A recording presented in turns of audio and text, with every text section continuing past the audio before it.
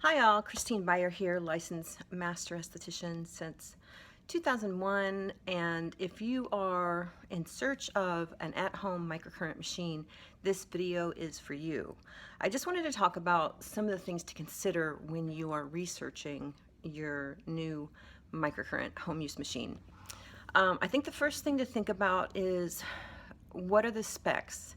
You know, do they mention the specs? Is it true microcurrent? Because there are a lot of countries, not really North American or European, that make microcurrent machines that are not really microcurrent. And microamps means millionths of an amp range. And so what you want to make sure is that it's 500 microamps or less. The reason for that being is that there's a famous study, it's called the Cheng study, C-H-E-N-G, where they discovered that anything over 500 microamps, ATP starts to plummet. So you go up, up, up to 500 microamps, and then you keep going higher, and that ATP goes down. So the problem with that is that ATP is what the mitochondria of the cells make, and it's what microcurrent is so fabulous at increasing. So if we didn't have ATP, we would be in a puddle on the floor, right? And so when you get increased ATP in the skin and the muscles, the face starts to rejuvenate. It starts to look better. You get a lift to the muscles even though there's no contraction. Don't be confused. Stronger is not better with microcurrent. You don't want a contraction. That's not microcurrent. The thing is, a lot of manufacturers will sell something that's in the milliamps range, and milliamps are 1,000 times stronger than microcurrent. And the problem with that is that you are basically using a sledgehammer when you need a watchmaker's tool. So it's the Arndt-Schultz law that the lesser the stimuli, the greater the physiological response. So really, you don't need a sledgehammer. You're looking for a watchmaker's tool. And the first thing I hear about when people talk about the Mini, they're like, I don't feel it, I don't feel it. I'm like, you're not supposed to feel microcurrent. A proper microcurrent treatment, you know, my clients fall asleep. That's why it's been so popular, because it's sub-sensory, meaning you don't feel it. So, so the amperage, you want 500 microamps or less. The second thing to think about is frequency. And so frequency is basically how deep is that wave or that current going to go into the skin, right? So there are some machines like the new Face that you turn on, it has one frequency. The problem with this is kind of like going to the gym and doing the same routine over and over and over. If you do it every day, you'll get results, right? But you'll be bored to death, your body will acclimate, and after a point, you're just not getting anywhere. So that's why New Face says, use this 60 days and you will see results. Sure. So the Mini, because it's made by, it's made in the USA, it's made from a company that makes professional microcurrent machines and other machines for estheticians, and they're really known for their education.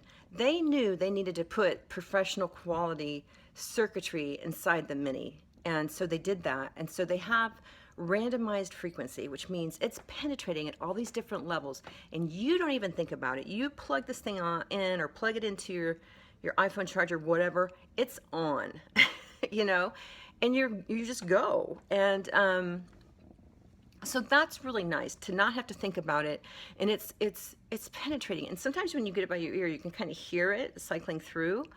It's not annoying or anything, but you won't feel it, but you will see. You will see evidence.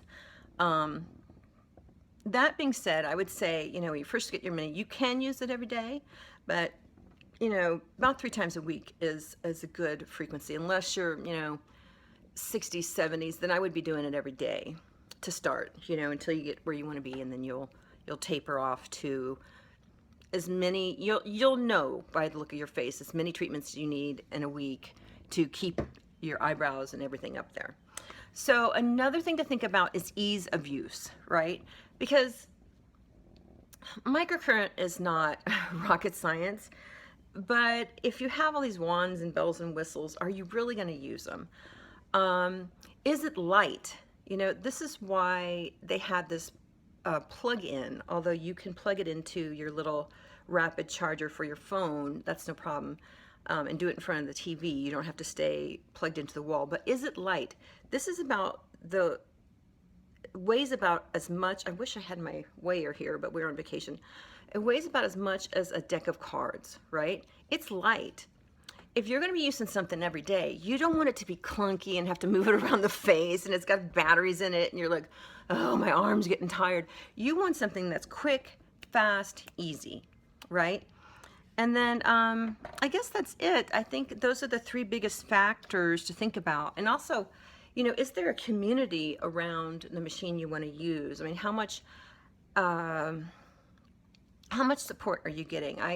I formed it's basically a members only Facebook group that once you purchase a mini from me, I allow you in, and then you can ask any questions you want. I post videos on there with advanced techniques that I've invented with the mini to mimic, you know, using wands and to mimic what I do to my clients every day. So that board has just gone crazy. We're at like 160 members since January. It's very active. People ask all sorts of questions, and I just continue to post videos up there, and people are like, oh my God, I can't believe you're showing this stuff. I'm like, well, I've been doing microcurrent for a long time, and I want to give back to my clients, and I want to provide that continued support. So those are three factors you should really think about. We also talked about conductive gels and how you don't have to be trapped into the $3,000 conductive gel. You know, a lot of things that conduct. I talk about an organic DIY conductive gel that's very inexpensive to make.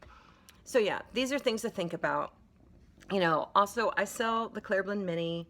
Although there are lots of good machines out there, you really got to think about frequency, amperage, is it light, am I going to use it? Because that's the reality with microcurrent. I hope this helps, and thanks for watching.